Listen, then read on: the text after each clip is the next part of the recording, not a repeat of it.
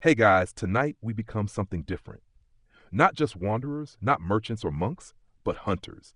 You rise before dawn, the sky still ink black above your village, the thatched roofs all silent, save for the occasional crow call breaking through the mist. Your hands are calloused, your eyes still adjusting, but you've been chosen. Not by vote, not by prophecy, just because no one else dared step forward. You are the hunter now. So before you get comfortable, you'll take a moment to like the video and subscribe, but only if you genuinely enjoy what I do here. And let me know in the comments, where are you listening from and what time is it there? Now, dim the lights, maybe turn on a fan for that soft background hum, and let's ease into tonight's journey together. You lace your boots, well, strips of leather bound by twine really, and sling your bow over your shoulder. It's crooked. You made it yourself. The string is gut from a pig slaughtered 2 weeks ago. Your arrows are uneven, some with crow feathers, others goose. But they'll fly. You hope they'll fly. Your father didn't teach you to hunt. He died in a plague winter before that was an option. No one teaches anything directly here. You just watch and copy and hope the wolves get full before they reach you. The path from the village is narrow and damp.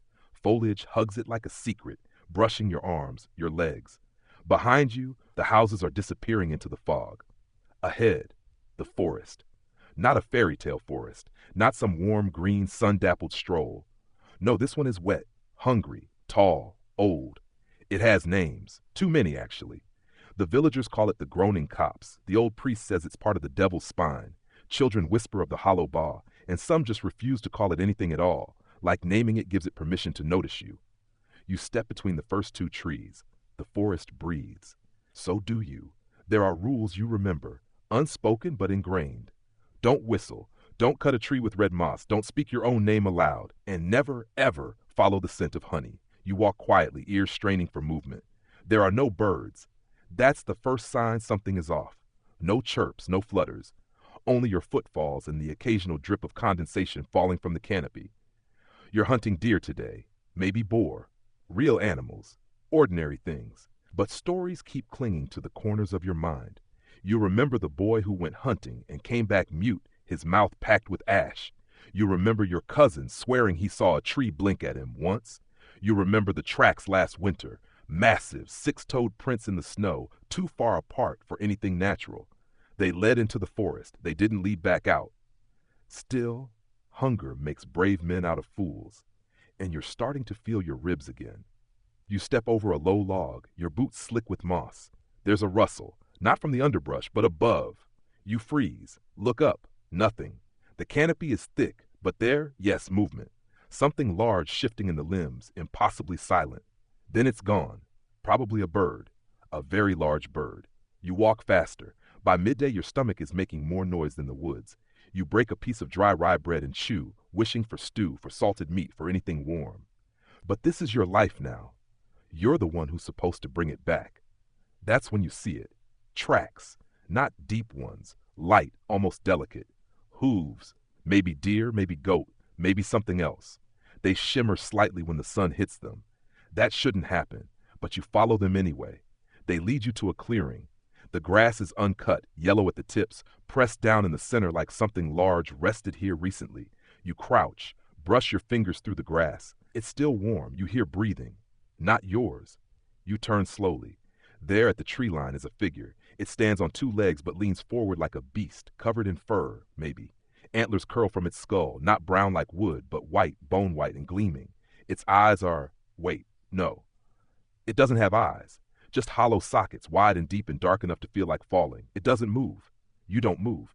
Then you blink, and it's gone. The clearing is empty. Your breath returns in ragged pulls. You don't run.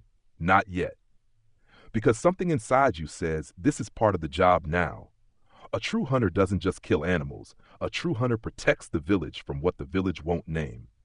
You shoulder your bow again, and this time, your arrows feel a little lighter, and your feet move with more purpose.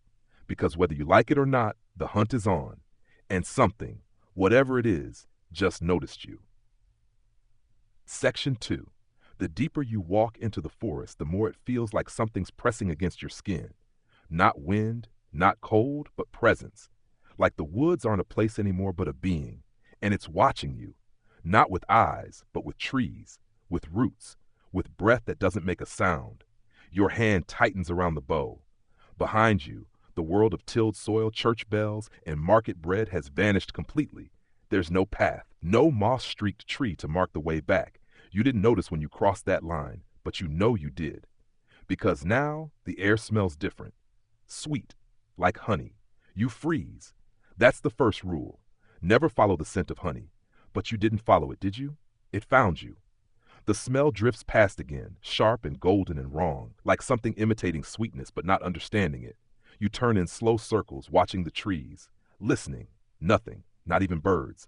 But you do hear something now. Whispers, faint, threadbare, almost like a child humming beneath their breath. You try to walk away from the sound, choosing a direction and pushing forward. Your boots crack twigs, your shoulders brush hanging moss. You pass a tree that looks as though it's weeping sap, except the sap is black. It drips like ink onto the moss. You walk faster. The forest gets narrower, darker. The trunks now twist like they're straining toward each other, forming a tunnel that pulls the light from the air. It feels like you're being swallowed. But turning back isn't an option. There's no trail anymore. And you're the hunter. This is your duty now. You find another clearing, though this one is wrong. The trees are too evenly spaced, forming a perfect circle. The ground in the center is covered in dead leaves, all fallen in a spiral, and in the exact middle, there's a wooden statue. It's not carved in the likeness of anything human or beast, just a spindling, tall and sharp-edged, like someone tried to shape wind out of wood and almost succeeded. The smell of honey is gone, the whispers too. You kneel beside the statue. There's something carved at its base, not in Latin, not in any alphabet you've ever seen, just jagged marks, repeating like a rhythm. You reach out to touch them, and the ground beneath you breathes. Not shakes, breathes. A slow inhale, pulling the leaves toward the statue. You scramble back. Something moves in the corner of the clearing. You ready your bow, drawing one of your uneven arrows. Your hand shakes. You try to listen. No movement, no footsteps, just stillness. And then it speaks, not with words, but with your own voice. You hear yourself whisper from behind, "Stay." You spin, nothing, but the hair on your neck stands upright. You lower your bow just slightly and take a step toward the statue. The forest sighs, and you see something, a glimpse, a shimmer. Between the trees, there's a shape that doesn't belong to this world. Not monstrous, not divine, just strange.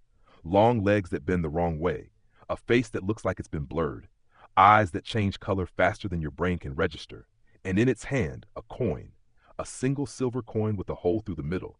You know, instinctively, this is a test. You take one step closer. The creature doesn't move. You take another. The air gets colder, your breath steams, and then, without warning, it's gone. The coin drops to the forest floor with a muted chime. You rush forward, snatch it up, it's warm, and on the back, scratched in with the same jagged symbols from the statue, is one word you somehow understand. Ode. You pocket the coin and back away. The forest allows it. The tunnel of trees doesn't open, but it doesn't close either, and eventually, you find your way to a stream. The water is cold, clear, running over smooth stones. You crouch, splash your face, drink deeply. But when you look down, the reflection staring back isn't yours. It's you, but older, paler, and the eyes, they're not your color anymore. They're gold. You blink. The reflection shifts back. You sit for a long time on the bank, watching, listening, remembering what the old woman said once before the fever took her. The forest doesn't take, it trades. You go in whole, you leave, adjusted. You empty your pockets onto the grass, flint, dried meat, your grandfather's knife, and the coin, the old coin. You stare at it. You don't know what it's for yet. But you know this. The deeper you go, the stranger the prey becomes. And not all prey runs. Some waits, some watches, some whispers. Morning comes late in these woods. You wake to the sound of dew dripping from the trees, heavy droplets tapping the earth like the ticking of an ancient clock. When you blink your eyes open, the sky above is still blue-gray, not from clouds, but from the thick canopy that filters light like stained glass. You've slept beneath a leaning pine, its roots arching around you like fingers. You're sore, you're hungry, and yet you feel different, like something crawled beneath your skin in the night, rearranged the shape of your breath. Your dreams are already fading, but you remember one thing: hooves, dozens of them galloping in place, circling you in the dark. But there was no sound, just motion, like a ritual danced by shadows. You rise, brush bark from your tunic, and check your gear. All still there. Your arrows, your blade, the coin. Especially the coin. It's warm again, though the air is biting cold. That's not normal. You tuck it away and press forward, deeper into the forest, past trees bent in strange bows, through a patch of mushrooms shaped like ears, until you come to a spot where the moss underfoot is red. You crouch, run your fingers through it. It's not moss at all. It's fur, short, bristled, soaked with something slick and dark, blood. You look ahead and see the scene unfold. The ground is churned, trampled by something large. Branches have been torn down, and nearby, a tree trunk bears 3 deep claw marks, space too wide for any wolf or bear. The blood trail leads east. You follow it, as a hunter should. But this doesn't feel like a hunt. It feels like trespassing. You move cautiously, bow ready. Every few steps you pause to listen, but the forest has gone silent again.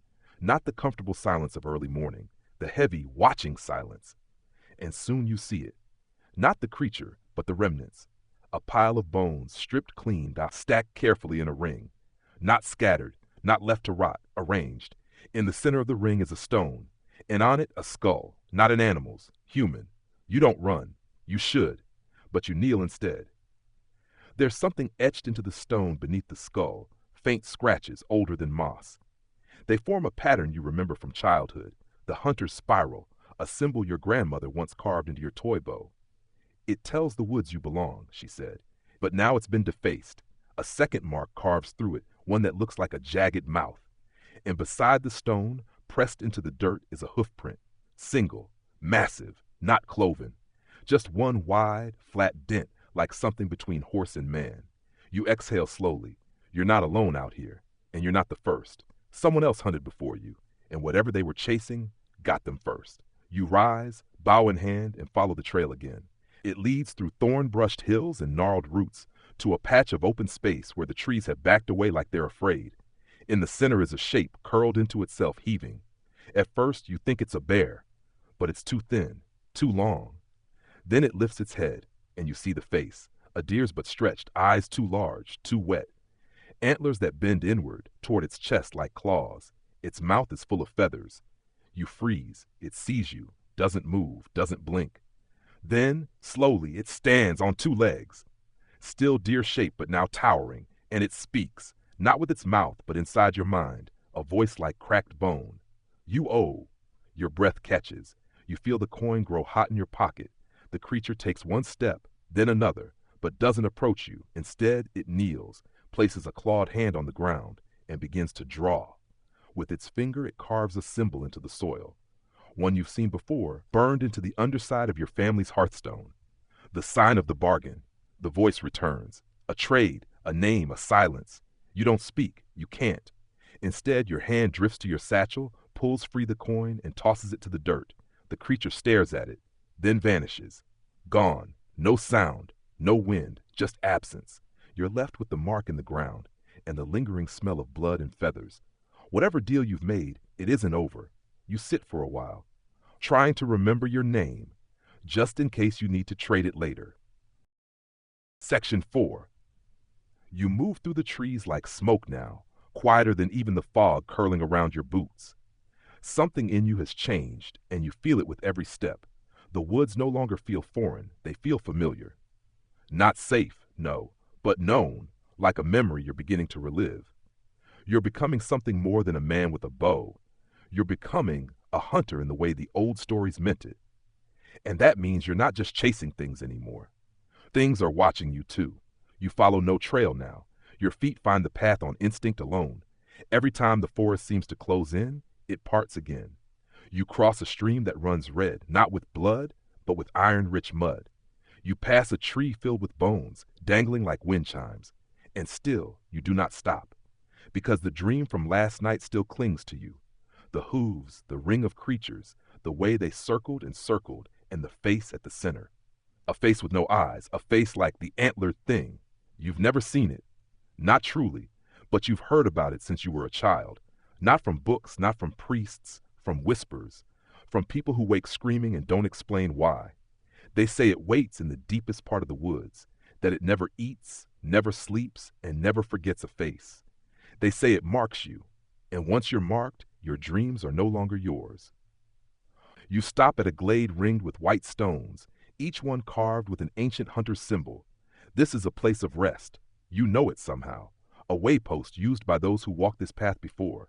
There's a fire pit in the center, cold ashes, a broken arrow, and something else. A scrap of cloth, dark green stained and torn. You recognize the weave. It belonged to old Bryken, the last hunter, the one who vanished. You kneel beside the fire pit, pick up the arrow. Its shaft is snapped. Its tip isn't stone, it's bone, shaped and honed into a perfect point.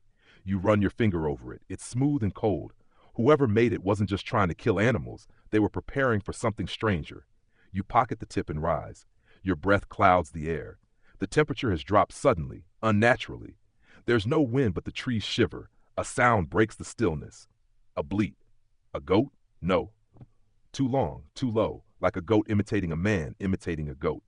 You grip your bow and move toward the sound. The forest opens again, and there in a clearing stands the antlered thing. No pretense now, no disguise. It's tall, 7 feet at least. Its body is wrapped in the hides of animals and men, stitched together with sinew. Its antlers twist like trees struck by lightning. Its face is a white mask carved from bone with no features, just 2 holes where eyes should be. And in its hands, it holds your arrow, the one you left behind at the creek days ago. How? It tilts its head. Then, with no visible movement, it's closer, 10 feet away. You didn't see it move. You didn't hear it move. You raise your bow. It doesn't flinch. Its hollow eyes regard you calmly, as if waiting for you to understand something, to remember something. Then it speaks, not in your mind, not in a voice, but in the trees. The branches whisper in unison. You are becoming. You don't answer. Your hands tremble. Not from fear, from recognition. You've seen it before, in your dreams, in stories, in the eyes of dying men who came back from the woods with frost in their veins. You lower your bow and it nods. Then impossibly it places the arrow down on a stone, steps back and fades into the trees. You rush to the stone. The arrow is still warm. It's been changed. The shaft is now wrapped in some kind of sinew. The fletching is dyed red, and the bone tip gleams like glass. You don't know what it means. Not yet. But you feel it. You've passed something, a test or a threshold. You return to the fire pit, relight it with flint and old moss, and sit. The woods around you do not stir, but in the distance a new sound emerges, drums. Faint, slow, like something beating beneath the earth. A ritual? A hunt? Or a warning? You feed the fire and watch the shadows move. You are not just the hunter anymore. You are the hunted. And somewhere out there, something else is preparing. For you. Section 5. The morning fire crackles low, and as you rub ash between your fingers, you understand. This is no longer a test of your skill. It's a test of your mind, your soul, maybe even your memory. You feel yourself becoming something more than a man with arrows and instincts. You're part of the woods now, or it's part of you, and the woods are speaking, not in words, in omens. A red-eyed raven lands near the embers, stares for a full minute, then flies off without a sound. That's not natural. The old woman from the northern village used to say ravens like that came from the gray edge, where the veil between the waking world and the other one is thinnest. You never believed her. You believe her now. You check your pack. Your coin is still there, still warm. The arrow left by the antlered thing is wrapped separately in leather. You don't touch it. Not yet. Instead, you set off again, drawn by the steady thrum of drums in the distance, low, rhythmic, just above the threshold of sound. You're not sure if they're real, but your feet seem to know where to go, even when your eyes don't. The path narrows, turns stony. Sharp white rocks line the trail now, many marked with faded runes. You pass one that's freshly gouged, as if something scratched it just before you arrived. Above, the sky has gone an odd gray-green, and the trees seem to lean toward you like curious onlookers. Then you smell it, salt, smoke, iron. You step into a hollow, and before you stands a hut, half buried into the hillside, roof covered in moss and bones. A single lantern flickers by the door. It's not abandoned. A figure stirs inside. You draw closer, cautiously. She emerges without sound, old, wrinkled, wearing a robe of crow feathers and deer hide. Her eyes are cataract clouded, but they see you. She tilts her head. You've met it. You don't ask who she means. You nod. She gestures you inside. The hut is small, circular, the air thick with dried herbs and candle wax. Bones dangle from strings overhead, some small, others suspiciously human-shaped. She offers you tea. You accept. It tastes like rot and pine, and yet you feel warmer, clearer. She speaks in fragments. You've crossed the second ring, seen its shadow. It has marked you. You've kept the coin? You nod. She frowns. You should have traded it. You ask, for what? She shrugs. Something you wouldn't miss, until you did. Then she shows you a box. Inside are trinkets, odd things, a lock of hair, a rusted bell, a tooth made of quartz, a black feather that refuses to lie still. These were trades from others. You point to the tooth. Traded his laughter, she says. Couldn't smile again after, mouth full of weeping. The feather? Memory of sunlight. Poor boy forgot what day looked like. The bell? Heartbeats. Still walks, but doesn't feel a thing. You clutch your coin, still warm. She eyes you sharply. It wants a part of you. You give it now small, or wait, and it takes something larger. You ask what happens if you don't trade at all. She chuckles, a sound like cracked branches. Then the hunt ends, not with death, with forgetting. You'll wander till moss grows in your mouth and birds nest in your ribs. You ask her what it is, the antlered thing, the forest whispering ghost. She leans in close. It is old hunger, worn into shape by fear and story. No name, not anymore. But once, long ago, it was a hunter too. You don't ask more. Some things are best left undisturbed. Instead, you ask for help. She nods and begins preparing something. A pouch of powdered ash, a small charm made from thorn and silver wire, and finally, a new arrowhead. This one carved from obsidian, soaked in blood. Salt, iron, and fire, she mutters. That's what it fears. You carry one. Now take the rest. She gives you the pouch and charm. Ties a knot in your sleeve with black thread. Don't untie this, she warns, unless you're ready to leave everything behind. You nod and leave. The drums are louder now. You follow them through twisting groves where the trees have faces. Carved, grown, you're not sure. Eventually you reach a stone gate, no wall, just two pillars covered in moss and marks. Beyond, the air shifts. Cooler, quieter, but wrong. You step through and feel the difference instantly. This is a different part of the forest. Not just older, older than memory. The light is dull, but the shadows are sharp, and on the wind a sound, laughter, but not joyous, laughter like bark tearing. You raise your bow, the hunt continues, and something clever is laughing at you. Section 6. You follow the laughter because what else can you do? It snakes through the trees like mist, always ahead of you, always just around the next bend. It echoes off bark and stone, bouncing in your chest rather than your ears. There's a rhythm to it, almost playful, like a child hiding in plain sight, but the kind of child whose eyes you shouldn't meet. The forest feels alive now, not metaphorically, but literally. Roots shift under your boots. Branches lean to block your path, then retract just as suddenly. Leaves rustle without wind. The woods are watching, not out of curiosity anymore, out of familiarity. You're no longer an intruder. You're part of the story now. You find yourself climbing. The path rises steeply, curling around a massive ridge. The trees thin, replaced by jagged rock formations that jut from the ground like broken teeth. Moss clings to them, veiling them like ancient priests. And carved into the stone faces are markings, deep, deliberate, and unnervingly uniform. Spirals, eyes, antlers. The marks repeat over and over, like a warning, or a map, or a memory chiseled into the world itself. At the ridge's summit, you come to a strange flat plain, littered with stones arranged in concentric circles. It looks like a burial site, but wrong, off balance. Some of the stones lean, some have fallen. In the center stands a single pole, wooden, blackened by fire, with strips of cloth tied around it. And nailed into the wood, through the cloth, is a mask. It's bone white, antlered, the same face you've seen before, in the trees, in your dreams, in your own reflection. You approach slowly, carefully, and when you reach the pole, you notice what's behind it. A cave, low, wide, breathing mist. You should turn around. Every part of your body says so, but you don't, because there's something in there, not just danger. Truth. You kneel and touch the mask. It's cold, heavier than it looks, and inside your mind, like the forest whispering again, you hear one word: welcome. You take the mask down. The moment your fingers close around it, your vision blurs. The world tilts. You're not standing on the ridge anymore. You're somewhere else. Dark. Smoky. You hear drums again, closer now, and see figures dancing, animal-headed, cloaked in bark and bone. They circle a fire. At its center stands the antlered thing. But this time, it wears your face. You stumble back. The vision snaps. You're on your knees, clutching the mask, sweat freezing on your skin. You rise and face the cave. You don't speak. You just walk inside. The air changes instantly. It's thick, pressing, filled with the scent of wet stone and burnt herbs. The walls shimmer with markings, some painted, some carved, some that pulse faintly like old scars. There are relics here. Offerings, maybe. A necklace made of molars.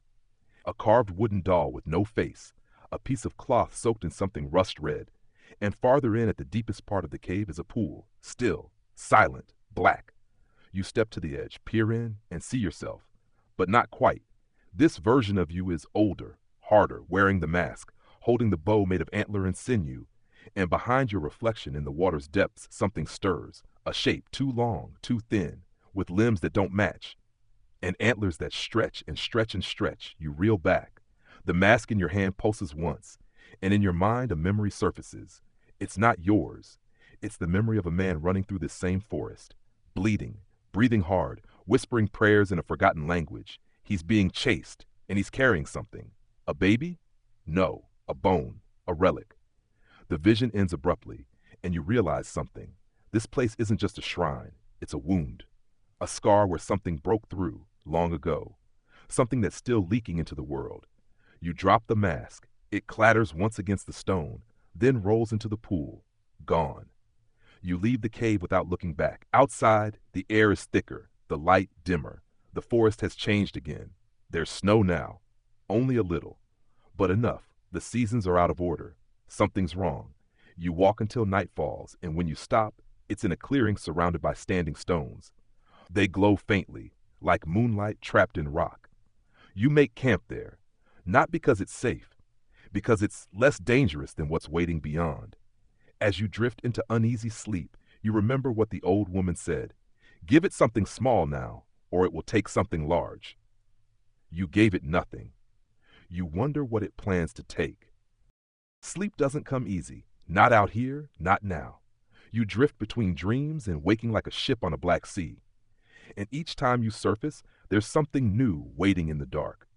Sounds that aren't yours. Shapes that flicker behind your eyes. You don't remember closing them. You don't remember opening them either. At one point, you wake to the sound of breathing. Not yours. Slow, labored, right beside your ear. You don't turn to look. You can't. Not because you're afraid, though you are, but because something tells you. If you acknowledge it, it becomes real. And some things are better left in the corner of your eye. By dawn, the breathing is gone, but the feeling isn't. You rise slowly, gather your gear, and leave the standing stones behind. The snow is deeper now, crunching under your boots even though it's not cold enough for winter. The trees here are all birch, white bark, black scars, standing in rows like soldiers who forgot the war is over. Your footprints are the only ones. At least they should be. Half a mile into your walk, you see others, smaller, barefoot, moving alongside yours, then veering off into the trees. Children, you follow them, because of course you do. They lead you to a ravine, narrow and deep, lined with stone steps cut into the rock. Not new, ancient, worn down by centuries of feet, but not human ones. You descend slowly. The air changes again, thickens, feels like you're breathing history. The bottom opens into a chamber, natural, but changed. Someone, or something, has made it a place of ritual. Charcoal circles on the ground, twisted bundles of herbs hanging from the ceiling, bones arranged into patterns that seem random at first until they start repeating. You spot a skull, fox maybe, balanced on a stack of stones. It's marked with blood. Fresh. Someone's been here. Recently. You crouch near the edge of one of the charcoal circles and touch it. Still warm. And then, a whisper right behind you. Wrong. You spin. No one. The chamber is still. But the bones are different now. They've moved. The patterns have shifted. The skulls are all looking at you. You rise quickly, backing toward the entrance. Your heart pounds. You don't remember drawing your knife, but it's in your hand. Then you see them. At the far end of the chamber, half hidden in shadow, 5 figures. Children, pale, eyes black as coal. They don't move, they don't speak, they just watch. Then in unison they open their mouths. No sound, just a smell, like sulfur and ash and honey. Your vision blurs, you blink, they're gone. You don't ask questions anymore. You just run out of the chamber, up the stairs, into the light. You don't stop running until the trees change again, until the birch gives way to pine and the snow fades to frost, and the world begins to feel almost normal again. Almost. Because nothing is normal now. You're deeper than any map, past the realm of woodsmen and poachers and wandering monks. You're in a place where the world bends, where belief becomes reality, where the story you tell yourself is the only thing keeping you sane. You stop to catch your breath at a ridge. Below in the valley, you see movement, not men, not beasts, a procession, figures cloaked in animal hides, some crawling, some walking backwards, some dragging things behind them, bundles you can't quite identify. They walk in a spiral, toward a fire pit the size of a house. The antlered thing stands at its center. You see it raise one hand, and the fire answers, roaring higher, brighter, unnatural in its heat. You crouch low, try not to breathe. The wind carries a sound up the ridge, a chant, simple, low, in a language older than names. You feel it in your teeth. And then, suddenly, the antlered thing looks at you. Not by turning its head, not by raising its eyes, but you feel it. It knows. You rise, back away and run again, not out of fear, but because you understand what's happening. This isn't a place, it's a summoning, a ritual in motion, and you're part of it, whether you want to be or not. As you flee, the forest changes around you. The ground turns slick with moss, trees blur past, the wind whispers names that sound like yours. Eventually, exhausted, you collapse at the edge of a pond. Still, black, like the pool in the cave, but smaller. And in its reflection, you see 3 versions of yourself. One with the antler mask, one with the coin pressed to your forehead, and one with empty eyes. You don't know what they mean, but you know this. One of them will be you, and soon. Section 8. The pond is still, glassy as obsidian, and you sit before it, trying to ignore the echo of hooves pounding faintly behind your ribs. The 3 reflections in the water don't move unless you do, but they don't quite match your gestures either. The version of you with the antler mask tilts its head in a way that feels more animal than human. The one with the coin burns faintly gold along the brow. And the empty-eyed version, it just stares, always staring. You want to throw a stone, but part of you is afraid that whatever ripples through the surface might not stop. You rise and leave the water behind. As you do, you can swear you hear one of your reflections whisper, "Choose soon." It's not a threat, it's a deadline. The path ahead winds into thicker trees. No trail now, just instinct. You move with purpose but not panic, like someone headed toward a meeting they forgot scheduling. Your hand drifts to the pouch the old woman gave you. The charm is still there, warm, the obsidian arrowhead still sharp. At midday, you come across something impossible. A cottage. Ordinary. White stone, thatched roof, smoke curling from the chimney. A picket fence surrounds a tidy garden of herbs and vegetables. You stand frozen. The forest doesn't end. It just allows this place. Like it wants you to go in. You knock once on the old wooden door. It opens by itself. The inside is warm, cozy. A fire crackles, bread bakes, a table is set for one. You step inside, and sitting in the rocking chair by the fire is you. Older, worn, but definitely you. He looks up and smiles. Finally caught up, did you? You don't answer. Can't, he gestures to the other chair. You sit, and he pours tea. It's not poison, he says, at least not the killing kind. You drink, because of course you do. It tastes like pine and memory. He studies you for a moment, then asks the question you've been avoiding. Do you know what you are yet? You shake your head. You're the last hunter. That part's clear. But this forest, it's not just trees and shadows. It's a story, a very old one, and it's been missing a voice. You ask him what that means. He leans forward. It means every so often the forest chooses someone, calls them in, offers them a path. If they take it, they become more than they were. But there's always a price. You glance around. This yours? He laughs. No, I've only been here once before. The cottage shows up for all of us when the time comes. You ask him what happened last time. He shrugs. I stayed. Let the story end. became part of the woods. Trees remember things, you know. You sip the tea again. Others didn't stay? He nods. Some ran, some fought, some traded badly. One poor soul tried to burn the place down. He's still screaming, somewhere under the roots. You ask if this is the end. He smiles again. No, it's the middle. Then he rises and begins to fade. You blink and he's gone. So is the chair, so is the cottage. You're alone again, in a clearing full of ash. The fire is dead. The teacup is cracked. The bread is moldy. And there in the center of the hearth is a mirror. You approach it, and in the reflection, you see the three versions of yourself again.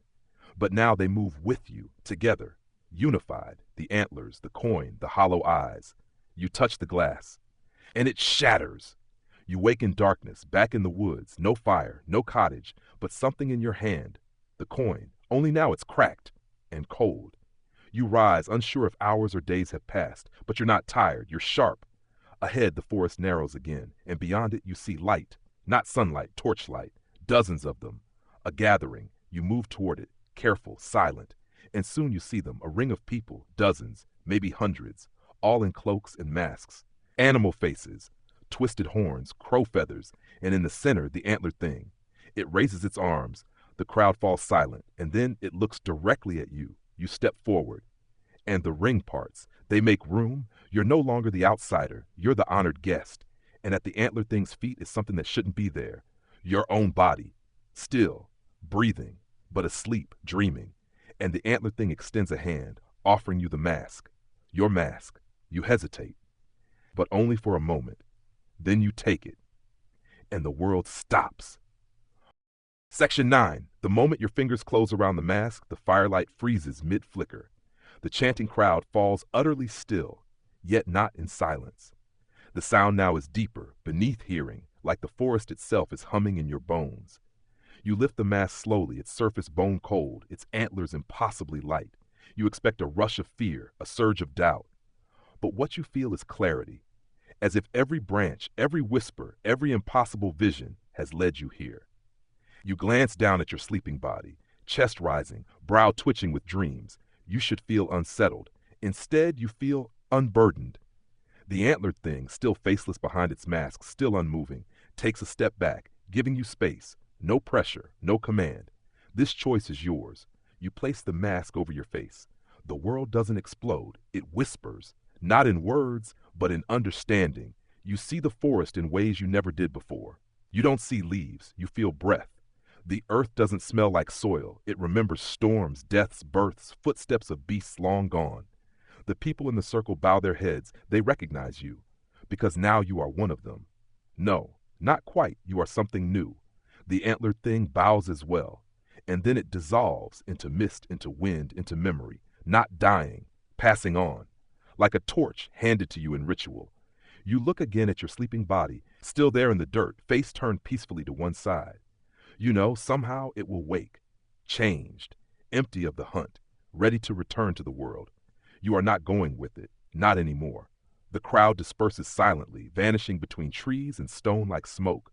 You are alone, but never truly, because now the forest is yours, not in the way a man owns land, in the way a ghost owns a dream.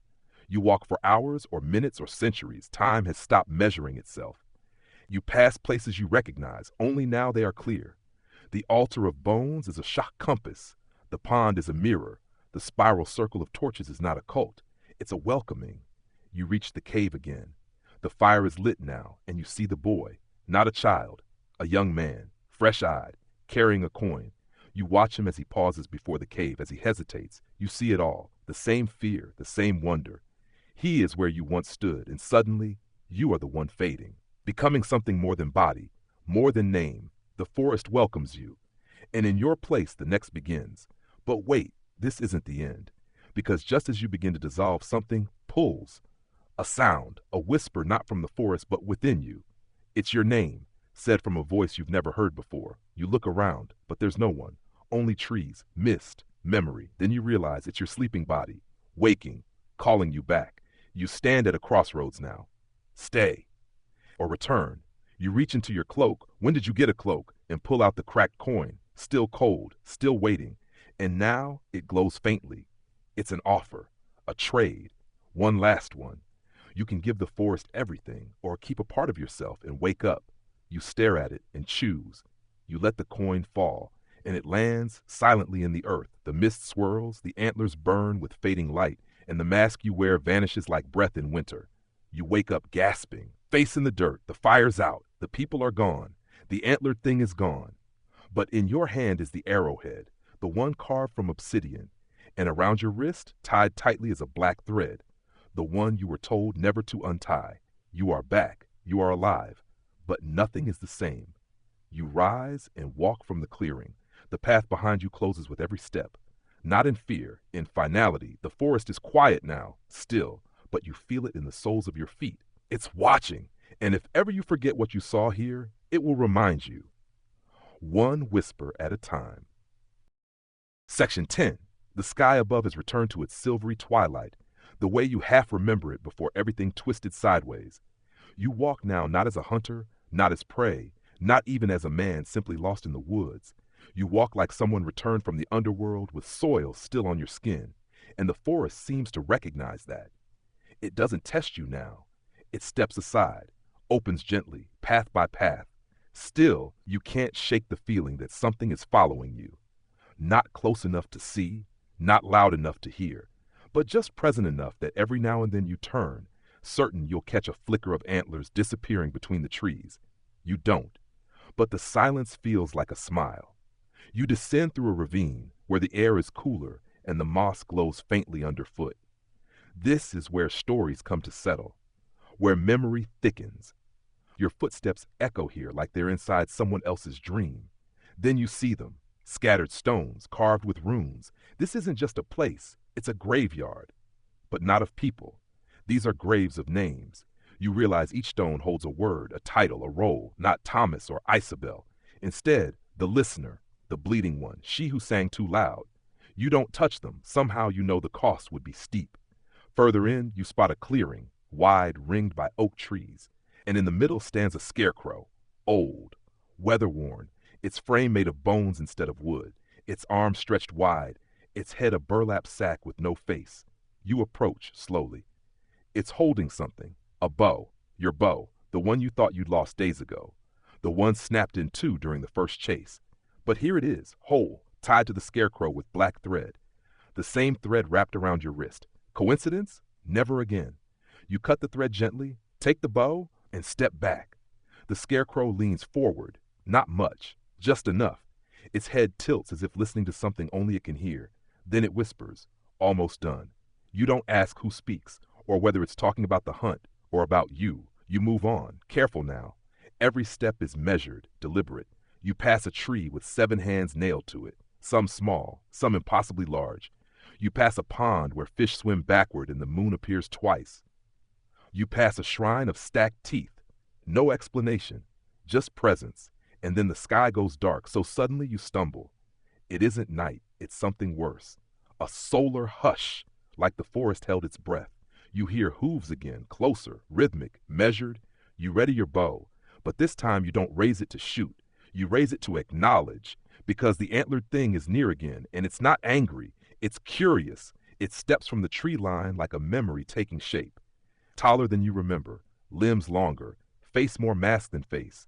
Its breath is fog, its fingers end in sharpened branches. It doesn't move towards you, it just waits. You hold your ground, and from your pouch you pull the obsidian arrowhead. It pulses gently, like a heartbeat. The thing tilts its head. You notch it, draw, and wait, because this isn't an attack, it's a question. You hold it there, string tight, obsidian glinting until your arms ache, until your heart steadies, until the forest leans in to listen. And the thing, it opens its hand. Inside is your coin, no longer cracked, polished. It offers it to you. This is the final bargain. You lower the bow, approach, take the coin, and in return you hand over the arrowhead. The thing accepts it silently, then turns and disappears. No smoke, no scream, just gone. You look down at the coin. There's an inscription now, not in any language you know, but you understand it. The hunt is memory. You breathe, deep, and everything shifts. The forest lightens, the trees straighten, birdsong returns. You walk again, and this time you feel the earth beneath your feet not as enemy or obstacle, but as home. You aren't the hunter anymore. You're the keeper of stories, of paths, of bargains, and in the silence behind you, something sighs, gratefully, because the forest has a guardian again, and his name is still yours. Section 11. You don't leave the forest, not in the way people expect. There's no grand exit, no beam of sunlight parting the trees like the end of a fable. Instead, the trees thin gradually, the moss gives way to dry soil, and the shadows stretch differently. The air warms. The sounds change. You begin to hear birds you recognize, the hush of wind across distant farmland, a church bell tolling far away, normal sounds. But you are not normal. You step into the world like someone trying on old clothes that no longer fit. The sky looks too bright, the colors too sharp. You blink against the sun, though it's barely past dawn. Ahead, a village, one you remember, one you left how long ago? A week, a month? You can't be sure. The place hasn't changed. That's the strangest part. The same crooked roofs, the same market stall left half covered, the same laundry line between windows with someone's apron still swaying in the breeze. You walk unnoticed down the road. Heads turn, but eyes slide past you. You feel present, but not seen, like a dream walking among the awake. Then a voice cuts through the fog. There you are. You stop, turn, and there, running toward you, is someone familiar. A friend, a sibling. The person blurs at the edges of memory. But their face carries relief, genuine, heavy, like water poured after thirst. We thought you were dead, they say, breathless. You want to answer, to say, I was. Instead, you nod. They hug you, and you let them. Their warmth is real, but your skin doesn't feel like it's yours. They lead you back through the village. People stare now, one by one, whisper, murmur. Someone makes the sign of the cross. Another drops a bucket. You are recognized, and yet wrong. In the mirror of a tavern window, you catch your reflection. Your face is yours, but behind your eyes, there is stillness. Not emptiness, more like depth, like something very old lives behind your stare and it is waiting. You reach into your coat and pull out the coin. Polished, smooth. Your finger traces the runes again. The words shift, but you understand them still. Trade made, memory kept. At night, you sleep in your old bed, or what used to be yours. The blanket is scratchier than you remember, the pillow softer. You dream. Of course you do. But this time, the forest doesn't chase you. You walk through it, calm. The creatures bow their heads, the trees part, and in the clearing, the antlered thing stands once more, no longer towering, not monstrous, equal. It nods to you, and you nod back. When you wake, the morning is quiet, peaceful, until you notice something in your room. On the floor, just inside the window, a track, a hoof print, pressed deep into the wood, burned at the edges, and next to it, an object wrapped in faded cloth. You unfold it. It's a mask, but not antlered. This one is your own face, carved from wood, smooth with oil, eyes hollow, mouth neutral, a mirror waiting. You understand now. You didn't leave the forest. You brought it with you. It rides beneath your ribs. It watches from the corner of your vision. It lingers in the quiet between heartbeats. Because the role you were given, keeper, guardian, memory holder, doesn't end at the tree line. It follows, and it waits. You start noticing things in the village. The way the well creaks when no one draws water. The flicker of movement in the mirror after you turn away. The child who points to the woods and says, there's someone singing out there. You don't dismiss them. You write it all down. Because this is your task now, not to fix, not to fight, to remember, to witness, to hold the line between what was and what wants to be again. One night there's a knock at your door, a traveler, wounded, lost. His eyes hold the same dazed confusion yours did once. He asks if you've seen a cave, a pool, a mask. You invite him in, offer him tea, and when he sleeps, you sit by the fire, watching the flames flicker, listening to the forest beyond the walls. It's singing again, softly, and you hum along, because you know the words now, and you know they matter. You are not afraid anymore. You are part of it, forever. Section 12. Days begin to pass with a strange elasticity. You eat, you sleep. You help a neighbor repair a fence. You even laugh once or twice. But through it all, that quiet undercurrent hums beneath your skin, like your blood carries bark and breath instead of cells. The forest never really left you.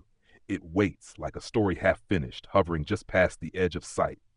You take to walking the outskirts, at first just to clear your head, then to listen, Because it whispers now, not in words, in echoes. You pass the mill house and you hear the wheels turning though the river's dry.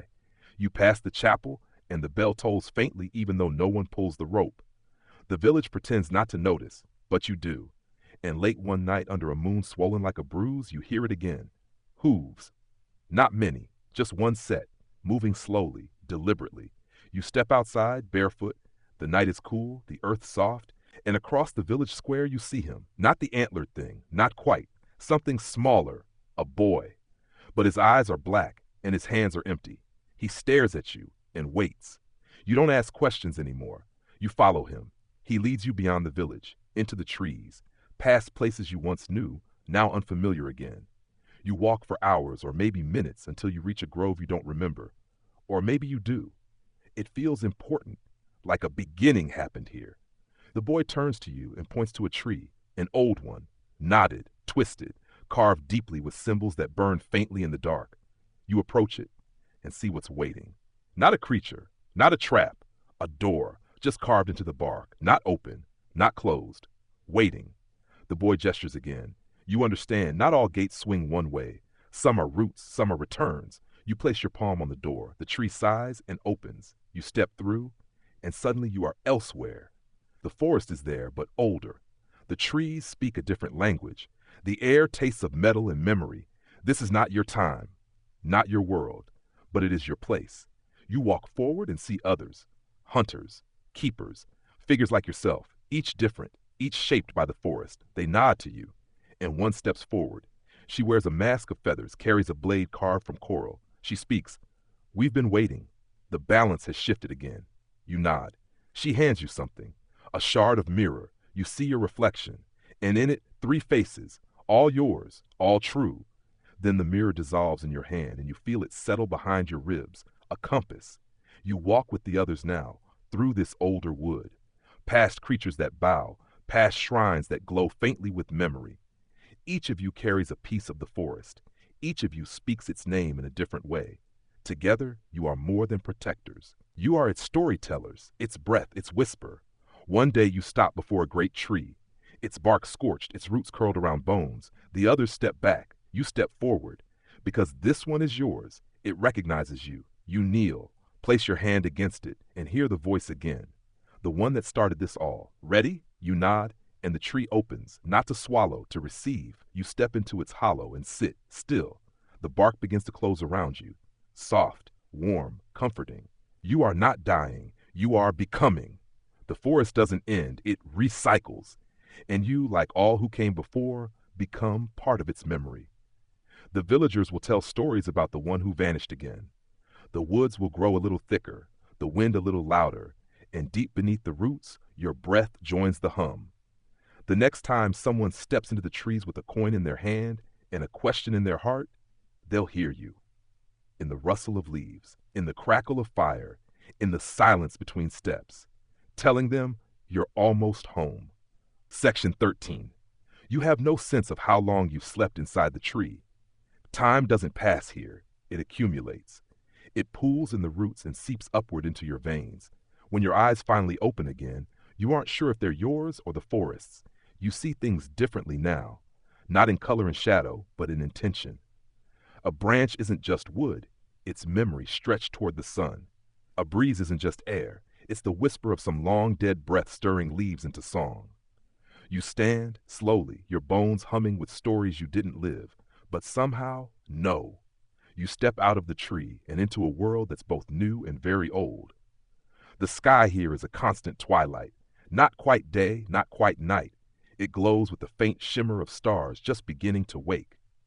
You move through the forest like a ripple through still water, disturbing nothing, but making everything aware of your presence. The birds hush as you pass, not in fear, but in respect. You are not a visitor anymore. You are part of the system, a single, rooted beat in the rhythm of an endless song. You follow no trail, but still you arrive, at a circle of stones. It looks like a ruin from the outside. Crumbled edges, lichen-covered carvings, pillars that lean just a little too far. But you know better. This is where the echoes go, where the forest stores the loudest dreams. In the center stands a pedestal, and on it a book, bound in bark, inked in sap. It opens as you approach, pages fluttering like a bird stretching after sleep. Inside, stories, some familiar, some alien, some that read like prophecy and others like riddles you once forgot. You add your own, not with words, with presence. You touch the page and your memory spills into it. The chase, the mask, the coin, the antlered thing, the choice. It writes itself. And as you step back, the book glows, just briefly, a pulse of recognition. You've been archived. You belong now. The forest hums approval. Later, you sit by a stream that flows in both directions, toward the past and toward what hasn't happened yet. It murmurs with names. You dip your hand in and feel a shiver of someone else's dream. There are others here. Some sit high in the trees, eyes glowing faintly. Some move beneath the moss, their breath rising like mist. Some wear masks, some wear none. They all nod when you pass, because you're one of them now. One night, under a sky littered with constellations you don't recognize, you hear the cry. Not an animal, not a spirit, a human. Someone is lost. Someone has stepped where they shouldn't. You rise. No need for a bow now. You wear the forest as armor. You follow the sound through briars that part for you, through fog that pulls aside like a curtain. You find him. A boy, young, terrified, dirt-streaked and sobbing. He clutches something, an object wrapped in cloth. You ask him his name. He doesn't answer, but he shows you what he's holding. A mask. Not made yet, just a block of wood and a knife, waiting. You kneel beside him, ask if he wants to go back. He nods. You point the way. He runs, doesn't look back. He'll return someday. Maybe. When he's ready. When the story asks for him. For now, he gets to leave. You stay behind, at the edge of the path, where the story opens, where memory begins. And as dawn breaks across a sky that isn't yours anymore, you feel something shift. A heartbeat in the soil, a blink in the bark, a new tale beginning. You'll be here when it arrives. You'll greet it with silence and a knowing smile. Because the forest has taught you this. Stories don't end. They loop, they sleep, they wait. And you are their keeper. Section 4, you sit now in a place that doesn't exist on any map. No roads lead here. No names cling to its stones. It is a crossroads of meaning, not geography. Every tale that's ever passed through the forest bends around this place like wind curving around ancient stones. And today, a new one arrives. A girl, maybe 16, stumbles into the clearing. Hair tangled, eyes wide, not with fear, but with that breathless confusion of someone who slipped into the wrong dream and can't find the way out. She carries nothing but a lantern, unlit. You watch her from the tree line, unseen. She kneels by the pedestal, the same one that once held your book, and places the lantern there. The forest waits, and so do you. She whispers something, a name maybe, a question. It's too soft to hear, but the forest hears it and answers. A soft wind moves the trees. The flame in the lantern flickers to life. She gasps, steps back, but doesn't run. Braver than most, you step forward, silent. She sees you, doesn't flinch, says nothing, just waits. You sit across from her. No mask, no cloak, just yourself. She holds out her hand. You take it. She sees the thread around your wrist, the same thread you were once told never to remove. Hers is still clean, yours is blackened, tied tighter than ever. She leans in and asks the question all seekers eventually do. Is it real? You pause, smile, and answer the only way that matters. It is if you believe it was. She nods. That's enough. The lantern between you glows brighter, and from the trees others step forward. The guardians, the keepers, some masked, some marked, some glowing faintly like dying embers, all of them stories, all of them true. The girl is welcomed, not with ceremony, just recognition. She has joined something older than her bones, wiser than her blood. You rise and walk with her into the circle. No one speaks, no one needs to, because the forest speaks in symbols, in shivers, in shared silence. The girl removes her shoes, steps into the center, places both hands on the earth, and breathes. When she stands again, she's changed, slightly. Her eyes are clearer, her spine straighter. She's part of the rhythm now. You remember the moment when you first felt that shift. The mask, the bow, the coin. She has none of those, but she carries something, a memory that hasn't yet happened. She'll shape the story in a new direction, and when she's ready, she'll walk back into the world, as you did, carrying the forest in her veins. But for now, you walk her back to the edge of the trees, not guiding, just witnessing. And as the light of day begins to burn away the mist, She turns to you and says, "Will I see you again?" You nod, because she will. Not like this. Not in body, but in the flutter of a leaf, the crack of a twig, the strange shadow that doesn't belong. You are the whisper now, the flicker in the corner of the eye. She leaves, the forest closes behind her. You turn and return to the clearing. Another coin waits on the pedestal. You pocket it. It will be needed. Someday. The forest breathes, and you breathe with it together. No longer two things, but one. You sit beneath the spiral tree, roots curling around your ankles like familiar hands, and watch the world ripple forward and backward. Because stories don't move in straight lines. They spiral, they echo, and they always come back to the same question. Not what happened, but why it still matters. Section 15. The wind tonight carries a different tone. It hums, not like a song, but like a warning, a subtle tightening of the air, as if the trees are holding their breath and waiting for something to arrive. You rise from your usual resting place beneath the spiral tree. The roots gently unwind from your legs like old friends letting go. You walk without direction now, because the forest directs you. It always has. The night is thicker than it should be. The shadows are too still. The animals are quiet, not sleeping but listening. Something's coming, and it's not one of yours. At the southern edge of the forest, where the stone posts stand half buried in ivy and regret, you see it. A figure, not a traveler, not a seeker. Something else.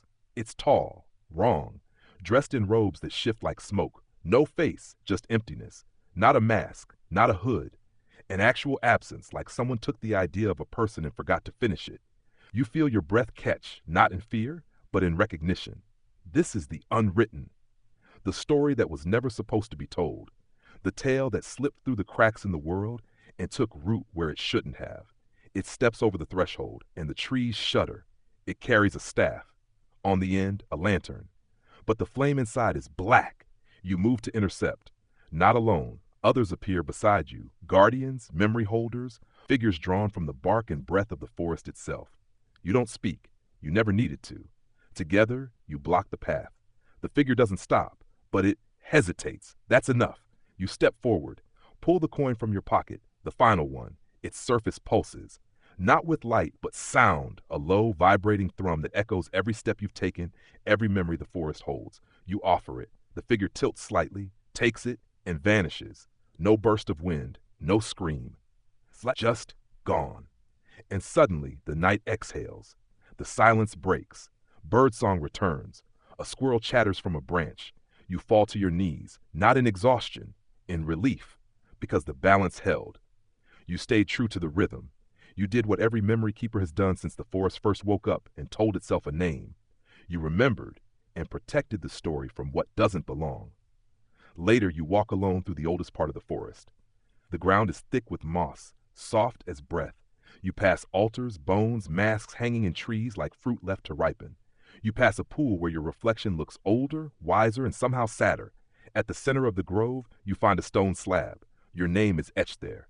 Not your birth name, your forest name, the one no lips speak aloud. You press your palm to it, and the slab opens. Inside, darkness, not cold, not empty, just ready. It's your time. You turn one last time, take in the twisted silhouettes, the glowing fungi, the spiral paths that never quite circle back. Then you step in. The forest closes behind you and continues. It always does, because someone will hear your story. They'll find a coin or a bow or a mask, and they'll walk into the woods looking for something they can't explain. And when they do, you'll be there. Not as a voice, not as a ghost, as a whisper in the trees, a ripple in the mist, a memory made flesh. And maybe, just maybe, when they reach the spiral clearing, they'll feel a breeze on their neck and understand that you were never gone. You were waiting. Word counts 400 down. And now, as your eyes grow heavier and your breath begins to slow, let the forest drift back into its dream. Let the antlers melt into mist. Let the masks return to the trees, the coins to the pockets of those brave enough to wander. You're safe now. No longer hunted. No longer hunting. You've walked paths older than memory, touched truths too wild for daylight. But in this quiet moment, under the soft hum of night, you are only one thing. Still. Let your mind gently uncoil from the twists and spirals of the tale. The trees are no longer watching, not because they've turned away, but because they know you found your way home. Their job is done, and yours? Just rest. Feel the cool moss beneath your feet, even if only in memory. Let the last embers of the fire crackle faintly in your ears. Let the scent of pine and old earth lull you further into calm. Whatever haunted you out there, beyond the tree line, has no voice here. Whatever hunted you in dreams will find no purchase tonight. You are held, cradled, remembered, and when you wake hours from now gently, you may forget the details, the spiral, the antlers, the whisper, but something will linger. A hush, a chill, a knowing, and that is enough. Sleep now, friend of the forest. The story has been told. The path is yours. Sweet dreams. End of script. Sweet dreams.